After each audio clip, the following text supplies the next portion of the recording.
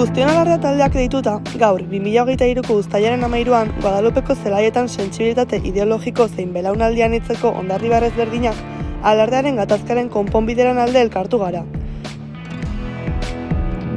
Horretarako, ondorengo oinarrizko puntuen sinadura bilketari ekin diogu, pentsatuz Hondarribiar gizartearen gehiengoak bat egingo duela.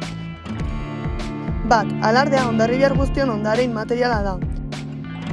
2. Hondarribiko emakume bakar batek alardean modu batean zein bestean parte hartzeko nahia badu, eskubide osoa dauka. 3. Ospakizunaren etorkizuna bermatzeko alardea herriaren eskuetara itzuli behar da. 4. Gatazkonen amaiera elkarrizketaren bidetik etorri behar da. Hau baita norbanakoaren zauriak sendatzen hasteko modu bakarra.